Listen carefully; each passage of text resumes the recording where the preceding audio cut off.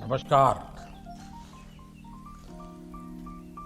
शिक्षक पर्व के इस महत्वपूर्ण कार्यक्रम में हमारे साथ जुड़ रहे कैबिनेट में मेरे सहयोगी श्री धर्मेंद्र प्रधान जी, श्रीमती अन्नपूर्णा देवी जी, डॉक्टर सुभाष सरकार जी, डॉक्टर राजकुमार रंजन सिंह जी, देश के अलग अलग राज्यों के माननीय शिक्षा मंत्रीगण, राष्ट्रीय शिक्षा नीति के प्रारूप को तैयार करने वाली समिति के अध्यक्ष डॉक्टर कस्तूरी रंगन जी, उनकी टीम के सभी माननीय सम्मानित सदस्यगण, पूरे देश से हमारे साथ मौजूद सभी विद्वान प्राचार्यगण, शिक्षकगण और प्यारे विद्यार्थियों,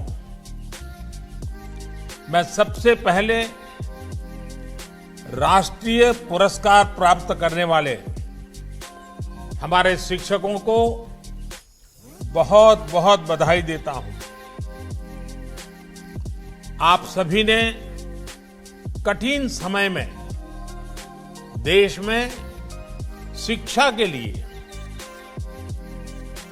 विद्यार्थियों के भविष्य के लिए जो एक निष्ठ प्रयास किया है, योगदान दिया है, वो अतुलनीय है, सराहनीय है। इस कार्यक्रम में हमारे जो विद्यार्थी उपस्थित हैं, मैं उनके भी चेहरे स्क्रीन पर देख रहा हूं। 1.5-2 सालों में पहली बार ये अलग सी चमक आपके चेहरों पर दिख रही है। ये चमक संभवतः स्कूल्स खुलने की लगती है। लंबे समय बाद स्कूल जाना, दोस्तों से मिलना, क्लास में पढ़ाई करना, इसका आनंद ही कुछ और होता है। लेकिन उत्साह के साथ साथ कोरोना नियमों का पालन भी हम सबको, आपको भी पूरी कड़ाई से करना है। साथियों, आज शिक्षक पर्व के अवसर पर अनेक नई योजनाओं का प्रारंभ हुआ है और अभी हमने एक छोटी सी फिल्म के द्वारा इन सभी योजनाओं के विषय में जानकारी प्राप्त की। ये इनिशिएटिव इसलिए भी अहम है क्योंकि देश अभी आजादी का अमृत महोत्सव मना रहा है। आजादी के 100 वर्ष होने पर भारत कैसा होगा, इसके लिए आज भारत नए संकल्प ले रहा है। आज जो योजनाएं शुरू हुई हैं, वो भविष्य के भारत को आकार देने में अहम भूमिका निभाएगी। आज विद्यांजलि 2.0, निष्ठा 3.0, टॉकिंग बुक्स और यूएलडी बेस आईएसएल डिक्शनरी जैसे नए प्रोग्राम्स और व्यवस्थाएं लॉन्च की गई। School quality assessment and assurance framework यानी SQAAF जैसी आधुनिक शुरुआत भी हुई है। मुझे पूरा भरोसा है कि ये न केवल हमारे एजुकेशन सिस्टम को ग्लोबली कॉम्पिटिटिव बनाएगी, बल्कि हमारे युवाओं को भी फ्यूचर रेडी बनाने में बहुत मदद करेगी। साथियों, इस कोरोना काल में आप सभी दिखा चुके हैं कि हमारी शिक्षा व्यवस्था का सामर्थ्य कितना ज्यादा है। चुनौतियां अनेक थी, लेकिन आप सभी ने उन चुनौतियों को तेजी से समाधान भी किया। Online classes, group video call, online projects, online exam, पहले ऐसे शब्द भी बहुत लोगों ने सुने ही नहीं थे, लेकिन हमारे टीचर्स ने, पेरेंट्स ने, हमारे युवाओं ने इन्हें सहजता से दैनिक जीवन का हिस्सा बना दिया। साथियों, अब समय है कि हम अपनी इन क्षमताओं को आगे बढ़ाएं। हमने इस मुश्किल समय में जो कुछ सीखा है, उसे एक नई दिशा दें। सौभाग्य से आज एक और देश के पास बदलाव का वातावरण है, तो साथ ही नई राष्ट्रीय शिक्षा नीति जैसी आधुनिक और फ्यूचरिस्टिक पॉलिसी भी है। इसलिए पिछले कुछ समय से देश लगातार एजुकेशन सेक्टर में एक के बाद एक नए निर्णय ले रहा है, एक ट्रांसफॉर्मेशन होते देख रहा है। और इसके पीछे जो सबसे बड़ी शक्ति है, उस और मैं आप सभी विद्वानों का ध्यान आकर्षित करना चाहता हूं। ये अभियान केवल पॉलिसी बेस्ड नहीं है, बल्कि पार्टिसिपेशन बेस्ड है। एनईपी के फॉर्मुलेशन से लेकर इम्प्लीमेंटेशन तक हर स्तर पर एकेडमिशियंस का, एक्सपर्ट्स का, टीचर्स का, सबका योगदान रहा है। आप सभी इसके लिए प्रशंसा के पात्र हैं। अब हमें इस भागीदारी को एक नए स्तर तक लेकर जाना है। हमें इसमें समाज को भी जोड़ना है। साथियों, हमारे यहां कहा गया है, व्यये कृते वर्धते एव नित्यम विद्या धनम सर्वधन प्रधानम। अर्थात विद्या सभी संपदाओं में, सभी संपत्तियों में सबसे बड़ी संपत्ति है, क्योंकि विद्या ही ऐसा धन है जो दूसरों को देने से, दान करने से बढ़ती है। विद्या का दान शिक्षा देने वाले के जीवन में भी बहुत बड़ा परिवर्तन लाता है। इस कार्यक्रम में जुड़े आप सभी शिक्षकों ने भी हृदय से ये महसूस किया होगा। किसी को कुछ नया सिखा देने का जो सुख और संतोष होता है, वो अलग ही होता है।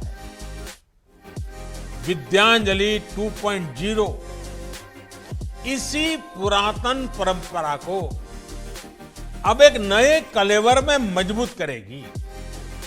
देश ने सबका साथ, सबका विकास, सबका विश्वास के साथ सबका प्रयास का जो संकल्प लिया है, विद्यांजलि 2.0 उसके लिए एक बहुत ही जीवंत प्लेटफॉर्म की तरह है, वाइब्रेंट प्लेटफॉर्म की तरह है। इसमें हमारे समाज को, हमारे प्राइवेट सेक्टर को आगे आना है और सरकारी स्कूलों में शिक्षा की गुणवत्ता बढ़ाने में अपना योगदान देना है। साथियों, अनादिकाल से भारत में समाज की सामूहिक शक्ति पर भरोसा किया गया है। ये अरसे तक हमारी सामाजिक परंपरा का हिस्सा रहा है। जब समाज मिलकर कुछ करता है तो इच्छित परिणाम अवश्य मिलते हैं। और आपने ये देखा होगा और देखा है कि बीते कुछ वर्षों में जन भागीदारी अब फिर भारत का नेशनल कैरेक्टर बनता जा रहा है। पिछले 6-7 वर्षों में जन भागीदारी की ताकत से भारत में ऐसे ऐसे कार्य हुए हैं जिनकी कोई कल्पना भी नहीं कर सकता था।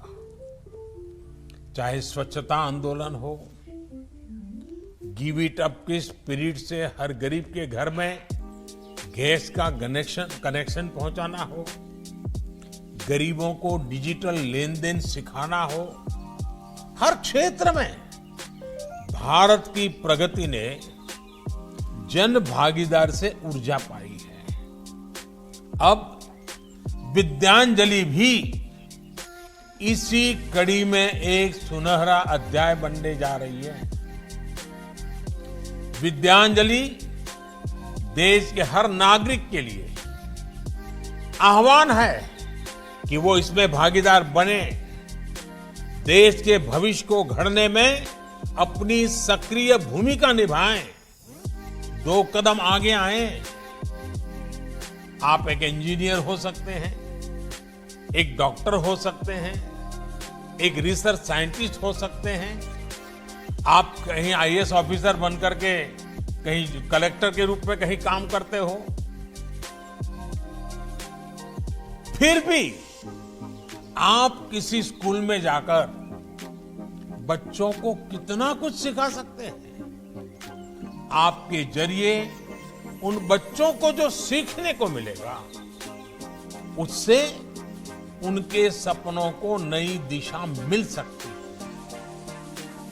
आप और हम ऐसे कितने ही लोगों के बारे में जानते हैं जो ऐसा कर भी रहे हैं। कोई बैंक का रिटायर्ड मैनेजर है, लेकिन उत्तराखंड में दूर दराज पहाड़ी क्षेत्रों के स्कूलों में बच्चों को पढ़ा रहा है निवृत्ति के बाद। कोई मेडिकल फील्ड से जुड़ा है, लेकिन गरीब बच्चों को ऑनलाइन क्लासेस दे रहा है, उनके लिए संसाधन उपलब्ध करवा रहा है। यानी आप चाहे समाज में किसी भी भूमिका में हो, सफलता की किसी भी सीढ़ी पर हो, युवाओं के भविष्य निर्माण में आपकी भूमिका भी है और भागीदारी भी है। अभी हाल ही में संपन्न हुए टोक्यो ओलंपिक और पैरा ओलंपिक में हमारे खिलाड़ियों ने शानदार प्रदर्शन किया है। हमारे युवा इनसे कितना प्रेरित हुए हैं। मैंने अपने खिलाड़ियों से अनुरोध किया है कि आजादी के अमृत महोत्सव के अवसर पर हर खिलाड़ी कम से कम 75 स्कूलों में जाएं। मुझे खुशी है कि इन खिलाड़ियों ने मेरी बात को स्वीकार किया है और मैं सभी माननीय शिक्षक गण से कहूंगा, आचार्य गण से कहूंगा कि आप अपने इलाके में इन खिलाड़ियों से संपर्क कीजिए, उनको अपने स्कूल में बुलाइए, बच्चों के साथ उनका संवाद करवाइए। देखिए, इससे हमारे स्टूडेंट्स को कितनी प्रेरणा मिलेगी, कितने प्रतिभावान स्टूडेंट्स को खेलों में आगे जाने का हौसला मिलेगा। साथियों, आज एक और महत्वपूर्ण शुरुआत school quality assessment and assurance framework यानी SQAA ऐप के माध्यम से भी हो रही है। अभी तक देश में हमारे स्कूलों के लिए, एजुकेशन के लिए कोई एक कॉमन साइंटिफिक फ्रेमवर्क ही नहीं था।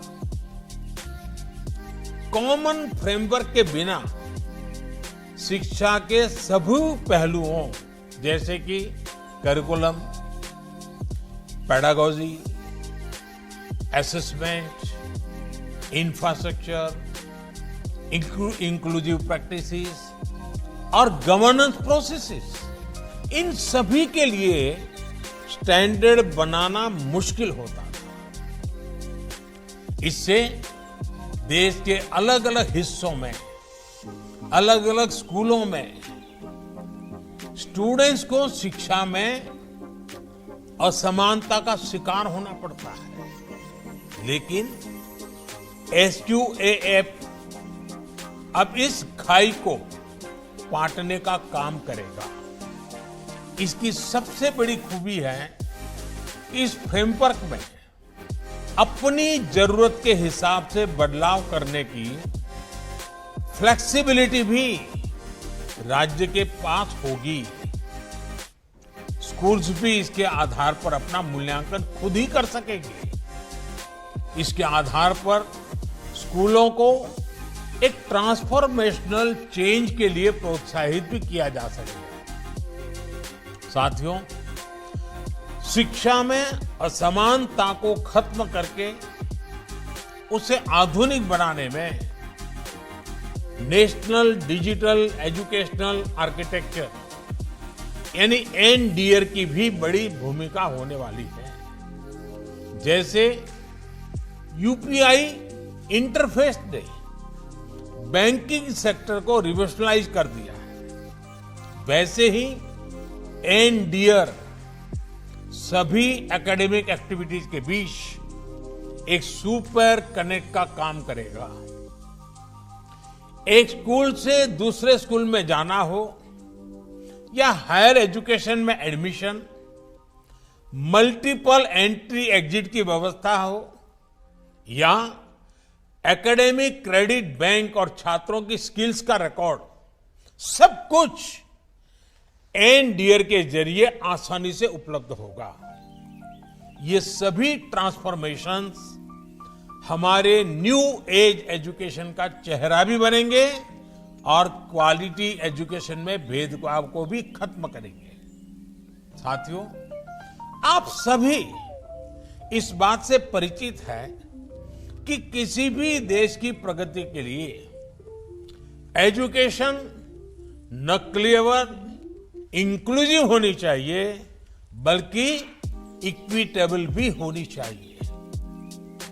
इसलिए आज देश टॉकिंग बुक्स और ऑडियो बुक्स जैसी तकनीक को शिक्षा का हिस्सा बना रहा है। यूनिवर्सल डिजाइन ऑफ लर्निंग यानी UDL पर आधारित 10,000 शब्दों की इंडियन साइन लैंग्वेज डिक्शनरी को भी विकसित किया गया है। असम के बिहू से लेकर भारतनाट्यम तक सांकेतिक भाषा हमारे यहां सदियों से कला और संस्कृति का हिस्सा रही है।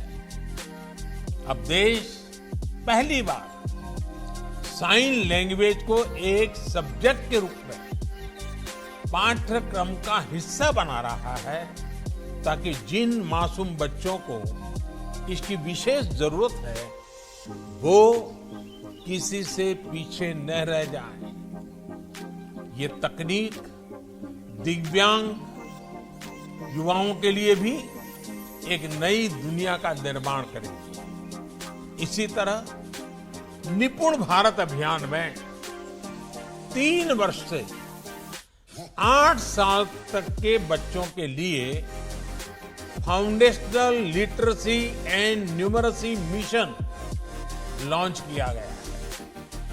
3 साल के उम्र से ही सभी बच्चे अनिवार्यतः प्री स्कूल शिक्षा प्राप्त करें, इस दिशा में जरूरी कदम उठाए जाएंगे। इन सभी प्रयासों को हमें काफी आगे तक लेकर जाना है और इसमें आप सभी की, विशेष करके हमारे शिक्षक मित्रों की भूमिका बहुत बड़ी महत्वपूर्ण है। साथियों, हमारे शास्त्रों में कहा गया है दृष्टांतो नैव दृष्टः त्रिभुवन जठरे सद्गुरोः ज्ञानदातु। अर्थात पूरे ब्रह्मांड में गुरु की कोई उपमा नहीं होती, कोई बराबरी नहीं होती। जो काम गुरु कर सकता है वो कोई नहीं कर सकता। इसलिए आज देश अपने युवाओं के लिए शिक्षा से जुड़े जो भी प्रयास कर रहा है उसकी बागडोर हमारे इन शिक्षक भाई बहनों के ही हाथों में है।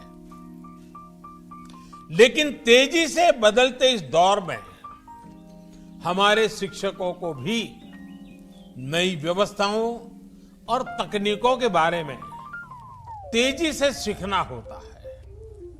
निष्ठा ट्रेनिंग प्रोग्राम से, इस ट्रेनिंग प्रोग्राम का एक अच्छा सा निष्ठा आपके सामने अभी प्रस्तुत किया गया। इस निष्ठा ट्रेनिंग प्रोग्राम के जरिए देश अपने टीचर्स को इन्हीं बदलावों के लिए तैयार कर रहा है। निष्ठा 3.0 अब इस दिशा में एक और अगला कदम है और मैं इसे बहुत महत्वपूर्ण कदम मानता हूं। हमारे टीचर्स जब competency based teaching, art integration,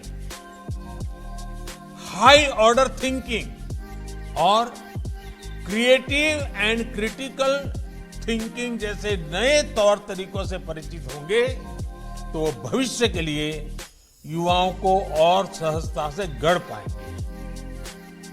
साथियों, भारत के शिक्षकों में किसी भी ग्लोबल स्टैंडर्ड पर खरा उतरने की क्षमता तो है ही, साथ ही उनके पास अपनी विशेष पूंजी भी है।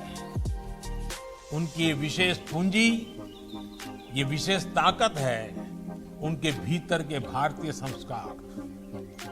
और मैं आपको मेरे 2 अनुभव बताना चाहता हूं। मैं प्रधानमंत्री बनकर के जब पहली बार भूटान गया तो वहां का राज परिवार हो, वहां के शासकीय व्यवस्था के लोग हो, बड़े गर्व से कहते थे कि पहले हमारे यहाँ करीब करीब सभी टीचर्स भारत से आते थे और यहाँ के दूर सुदूर इलाकों में पैदल जाकर के पढ़ाते थे। और जब ये शिक्षकों की बात करते थे, भूटान का राज परिवार हो या वहाँ के शासक, बड़ा गर्व अनुभव करते, उनकी आंखों में चमक नजर आती थी। वैसे ही जब मैं सऊदी अरेबिया गया और सऊदी अरेबिया के किंग से जब बात कर रहा था तो वो इतने गौरव से मुझे उल्लेख कर रहे थे कि मुझे भारत के शिक्षक ने पढ़ाया है, मेरा शिक्षक भारत का था। अब देखिए, शिक्षक के प्रति कोई भी व्यक्ति कहीं पर भी पहुंचे उसके मन में क्या भाव होता है। साथियों, हमारे शिक्षक अपने काम को केवल एक पेशा नहीं मानते, उनके लिए पढ़ाना एक मानवीय संवेदना है, एक पवित्र और नैतिक कर्तव्य है। इसलिए हमारे यहां शिक्षक और बच्चों के बीच प्रोफेशनल रिश्ता नहीं होता, बल्कि एक पारिवारिक रिश्ता होता है। और ये रिश्ता, ये संबंध पूरे जीवन का होता है। इसलिए भारत के शिक्षक दुनिया में जहां भी कहीं जाते हैं अपनी एक अलग छाप छोड़ते हैं। इस वजह से आज भारत के युवाओं के लिए दुनिया में अपार संभावनाएं भी हैं। हमें आधुनिक एजुकेशन इकोसिस्टम के हिसाब से खुद तैयार करना है और इन संभावनाओं को अवसरों में बदलना भी है। इसके लिए हमें लगातार इनोवेशन करते रहना होगा। हमें टीचिंग लर्निंग प्रोसेस को लगातार रीडिफाइन और रीडिजाइन करते रहना होगा। जो स्पिरिट आपने अभी तक दिखाई है, उसे हमें अब और ऊंचाई देनी होगी और हौसला देना होगा। मुझे बताया गया है कि शिक्षक पर्व के इस अवसर पर आप आज से 17 सितंबर तक 17 सितंबर हमारे देश में विश्वकर्मा जयंती के रूप में मनाया जाता है। ये विश्वकर्मा अपने आप में निर्माता है, सृजनहार है। तो 7 तारीख से 17 तारीख तक अलग अलग विषयों पर वर्कशॉप, सेमिनार आयोजित कर रहे हैं। ये आपने अपने आप में एक सराहनीय प्रयास है। देश भर के इतने टीचर्स, एक्सपर्ट्स और पॉलिसी मेकर्स जब एक साथ मंथन करेंगे तो इससे विचारों का एक नया अमृत निकलेगा।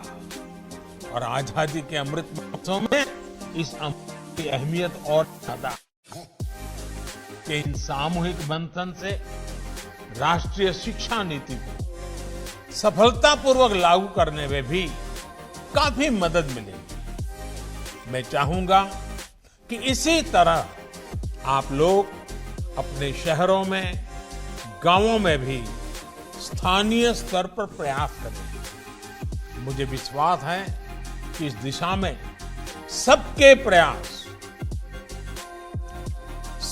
प्रयास से देश के संकल्पों को नई गति मिलेगी। अमृत महोत्सव में देश ने जो लक्ष्य तय किए उन्हें हम सब मिलकर हासिल करेंगे। इन्हीं शुभकामनाओं के साथ आप सभी का बहुत बहुत धन्यवाद और बहुत बहुत शुभकामनाएं।